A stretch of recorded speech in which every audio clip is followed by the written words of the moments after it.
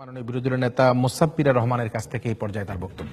মানসিকের রাষ্ট্রীয়তার বাসবান্ধব উন্নয়নে আজ রেল লাইনে স্লিপারে মানুষ স্পিকার রড দেখতে পাই না, দেখতে পাই বাস। মানুষ স্পিকার 2016 সালে শুরু হয়, 2012 সাল থেকে তারা জাতিকে বাস দিয়ে যাচ্ছে মানুষ স্পিকার। সেখানে রাজশাহী মেডিকেল কলেজের ভবনের দেয়ালে মানুষ স্পিকার বাসের খনি পাওয়া যায় মানুষ স্পিকার, যেখানে 30 কোটি টাকা তাদের মন্ত্রী পকেটে ঢুকিয়ে বলেন এই বাস ব্যবহারে কোনো ঝুঁকি নেই।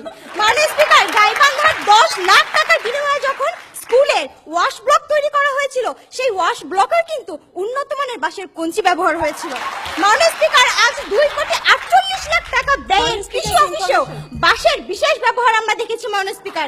শুধু বাঁশ দিয়েই তারা ক্ষান্ত হয়নি মাননীয় স্পিকার, তারা ওভার ক্রিয়েটিভিটির জন্য পিলারের মধ্যে সিমেন্টের বদলে মাটি আর খোয়ার বদলে আবর্জনা দিয়ে দিয়েছিল মাননীয় স্পিকার।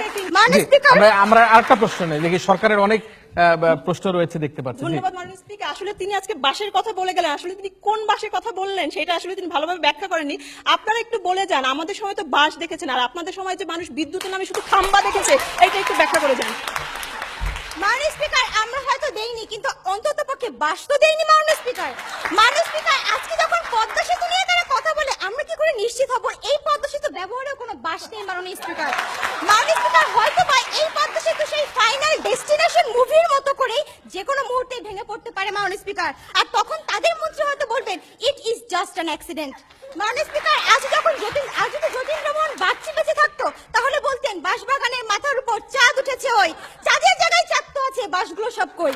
মাননীয় স্পিকার, আজকে তাদের অর্থমন্ত্রী আব্দুল মাল সাহেব যখন বলেন শেয়ার মার্কেটে কোনো ইনভেস্টর নাই, সব নাকি জুয়ারি আর ফটকাবাজ, কখন বললেন মাননীয় স্পিকার? যখন লাখ লাখ বিনিয়োগকারী সবকিছু হারিয়ে নিঃস্ব আত্মহত্যা করলেন, তখন বললেন মাননীয় স্পিকার। মাসুদের ডিজিটাল ডাকাতির মাধ্যমে যখন 1 লাখ কোটি টাকার বেশি লুট করে ফেললেন, ঠিক তখন তার মুখ থেকে এ ধরনের বলি আসলো। আজকে দ্রব্যমূল্য কমানোর সময় কমানোর ফর্মুলা তিনি দিলেন কিভাবে? একদিন বাজারে যেন না, দ্রব্যমূল্য এমনিতেই কমে যাবে, কিন্তু যখন তাতেও কোনো ফায়দা হলো না মাননীয় স্পিকার, তখন বললেন রান্না বান্নার জন্য বাসাবাড়িতে গ্যাস সরবরাহ বন্ধ করে দিতে হবে। মাননীয় স্পিকার, এই হচ্ছে তাদের মন্ত্রীর অবস্থা। আজ নেপোলিয়ন যদি বেঁচে থাকতো, তাহলে তার সেই বিখ্যাত উক্তি আমাকে একটি শিক্ষিত মা দাও, আমি তোমাদের একটি শিক্ষিত জাতি দিব, হয়তো উল্টে যেত, বলতো আমাকে কিছু কাণ্ডজ্ঞানহীন মন্ত্রী দাও, আমি তোমাকে একটি মগের মূল্য দেশ উপহার দিয়ে যাবো। মাননীয় স্পিকার, এই যখন তাদের উন্নয়নের অবস্থা, তখন কিভাবে দাবি রাখতে পারে যে আজ তারা উন্নয়নের গণতন্ত্রকে সুশাসনে জোরদার করছে? তাই কোনোভাবেই এই সংসদে এই প্রস্তাবের গ্রহণযোগ্যতা রাখে না মাননীয় স্পিকার। ধন্যবাদ মাননীয় স্পিকার। ধন্যবাদ। আমরা বক্তব্য শুনলাম এবং আমরা দুপক্ষেরই একটা অবস্থানগত পরিষ্কার ধারণা পেয়ে গেলাম। আমরা আমাদের আজকের এই ফলাফলে যাচ্ছি। আমরা দেখতে পাচ্ছি আমাদের আজকের এই UCB public parliament, ATN Bangla debate for democracy যেটি আয়োজন করে, সেই ইউসিবি পাবলিক পার্লামেন্ট বিতর্ক প্রতিযোগিতার এই ছায়া সংসদে এই প্রস্তাবটি গৃহীত হয়নি।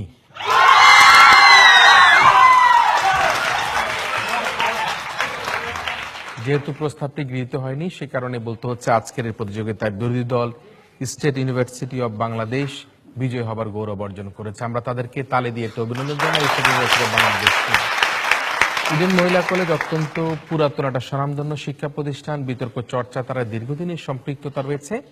আমরা আশা করি পরবর্তী যে কোনো প্রতিযোগিতা তারা আরো ভালো ফলাফল করে তারা বিজয় ছিনিয়ে আসবে, এই প্রত্যাশা করছি এবং তাদের জন্য একটা তালি দিতে চাই আমরা সবাইকে।